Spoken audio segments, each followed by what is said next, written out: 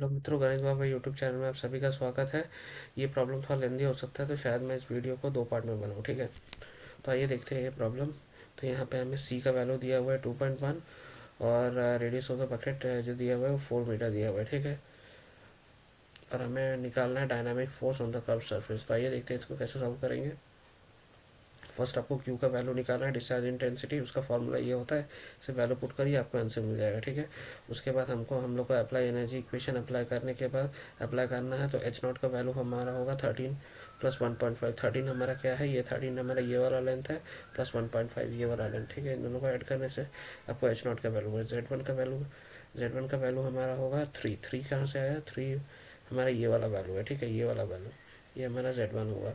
और D one हमें find करना है। कॉस थीटा का वैल्यू क्या हुआ है, थीटा का वैल्यू आपका दिया हुआ है यहाँ पे 60 डिग्री, ठीक है। तो कॉस थीटा हमारा हो जाएगा 1/2, तो वही है, वही होगा, ठीक है। यहाँ पे 1/2।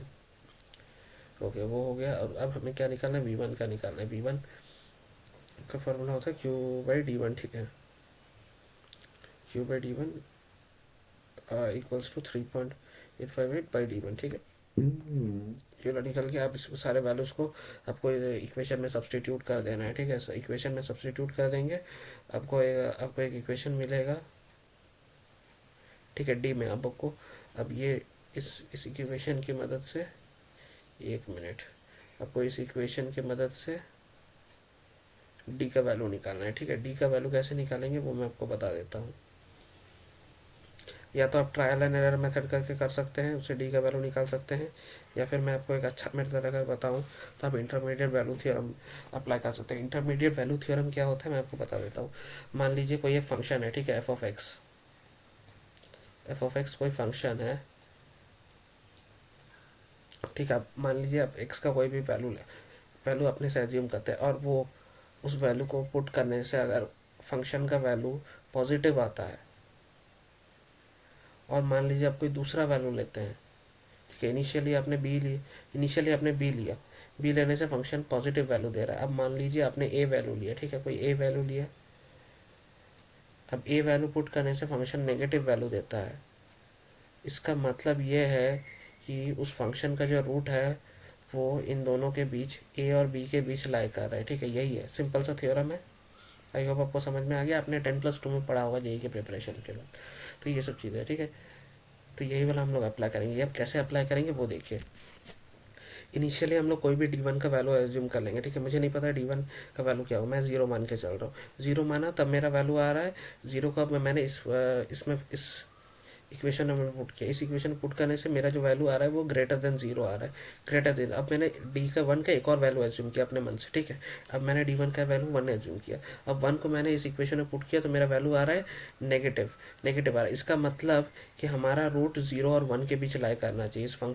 ये जो है, ये जो इक्वेशन है, इसका रूट हमारा जीरो और वन के बीच लाई करना चाहिए। अब हम क्या करेंगे, zero plus one divided by, मतलब इन दोनों का एवरेज नहीं है। एवरेज लेने से हमारा 0.5 आ रहा है।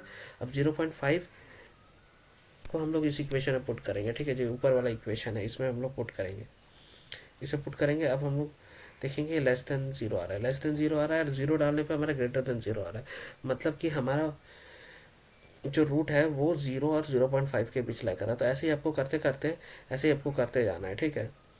जब तक डी वन का वैल्यू आसपास, तो क्लोज ना हो जाए एक दूसरे के, ठीक है। जैसे कि यहाँ पे डी वन का वैल्यू 0.265625 आ रहा है, और यहाँ पे डी वन का वैल्यू 0.2578 आ रहा है। तो आसपास आ रहा है, तो आप कोई भी एक वैल्यू एज्यूम करके ले सकते हैं, ठीक है। तो मैंने डी वन का वैल्यू 0.2578 ले लिया, उसका अप्रॉक्सीमेट करके 0.258 कर दिया, ठीक है। तो ऐसे निकालना है।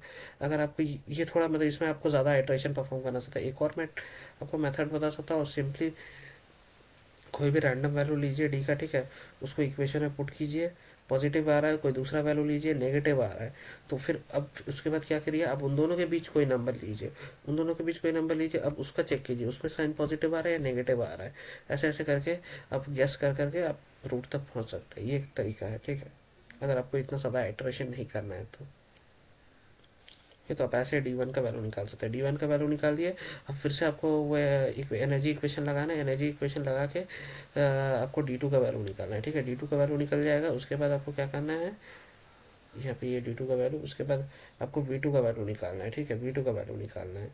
और सिमिलर D1 का वैल्यू निकालने के बाद आपको